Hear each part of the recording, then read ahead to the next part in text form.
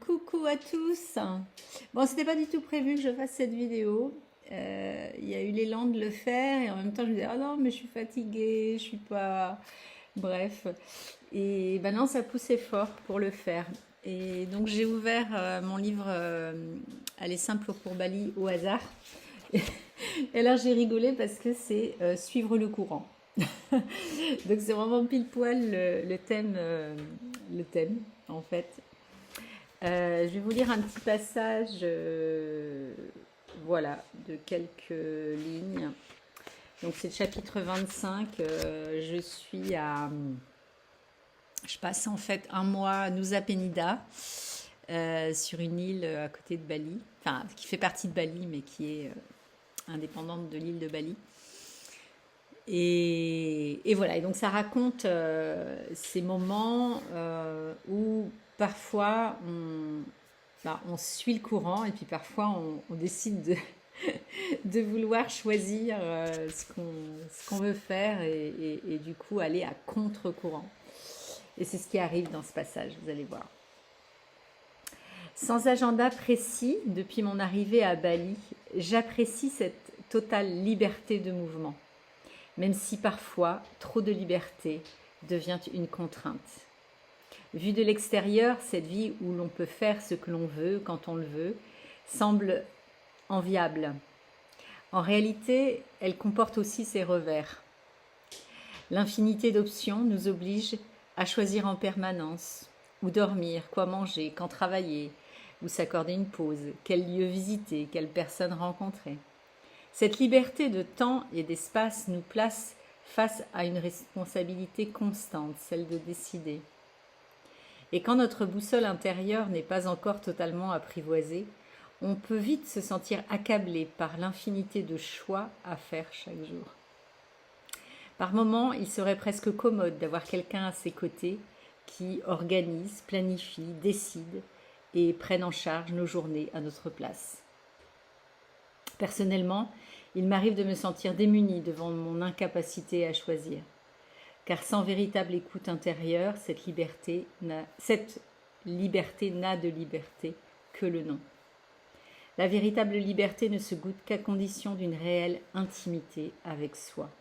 Une écoute profonde où le mouvement ne se calcule pas, mais se produit de lui-même. Une écoute profonde où le corps se met à bouger tout seul, où les mots jaillissent sans avoir été prémédités. Elle est là, l'unique et véritable liberté, la liberté d'être. Est-ce que je vous lis un peu la suite ? Je vais juste vous raconter ce qui se passe après, c'est que... Ah non, je vous lis, ce sera plus simple. Je n'ai pas envie de raconter. Le lendemain, une expérience vient me rappeler cette vérité. Dès mon réveil, une voix venue de nulle part me souffle « Va à Clicking Beach ». Je n'ai jamais entendu ce nom auparavant. Je balais l'idée aussitôt. J'ai déjà d'autres plans. Télécharger une vidéo pour le groupe des créateurs. Après 30 minutes d'attente, un message s'affiche. Votre vidéo n'a pas pu être téléchargée. Je réessaie. Nouvel échec. Je persiste. Impossible de tenir tête à mon entêtement. 3 tentatives infructueuses plus tard, je pars dans un café où, la fois précédente, la connexion avait été excellente. La vidéo refuse de se charger. Mon impatience a eu raison de moi et a subtilement volé mon enthousiasme matinal. Je sais pourtant pertinemment que si la connexion ne permet pas de faire ce que j'avais prévu, c'est que ce n'est visiblement pas le bon moment. Le message était pourtant clair. Cling Cling Beach avait clignoté dans ma tête avant même que j'ouvre les yeux, mais j'avais écouté la deuxième voix, celle qui était arrivée instantanément après et qui avait coupé l'herbe sous le pied à l'élan initial. J'ai écouté la deuxième voix, celle qui veut bien faire, qui veut plaire, ne pas décevoir, qui cherche à être reconnue pour son professionnalisme et ses compétences. Une voix qui place systématiquement l'effort avant le réconfort, le devoir avant le plaisir, parfois c'est aussi le doute qui nous fait reculer devant l'idée brillante. Résultat, une journée en demi-teinte à essayer désespérément de me recaler dans le flot qui, lui, ne m'a pas attendu. Voilà, ça continue après, mais je vous lis que ça. En fait, ça me fait rire maintenant, ça, je pense que ça peut encore m'arriver parfois d'être entêtée, en fait, de vouloir faire les choses à ma manière, etc. Mais en fait, quand ça m'arrive, je rigole parce que je trouve que c'est trop drôle de voir comment parfois voilà, on veut tenir, on veut prendre les rênes et puis alors que tout, en fait, on décide rien et, et tout se fait naturellement. Voilà. Donc c'est vraiment mes apprentissages. Je dirais que ça c'est.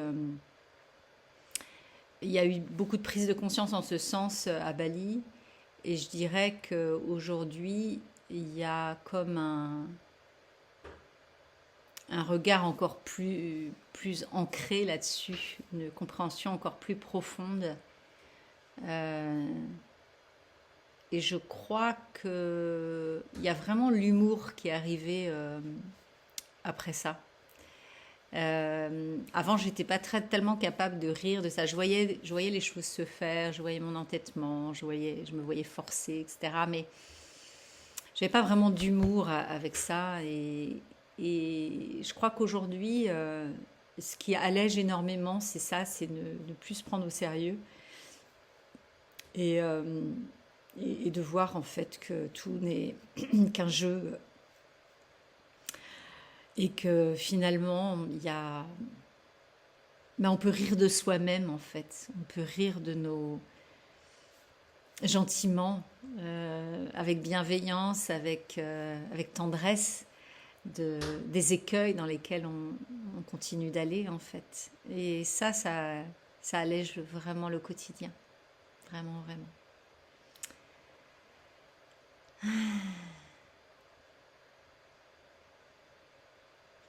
Merci de m'avoir écouté. Sachez que vous pouvez toujours commander Aller Simple pour Bali directement, bien sur les plateformes.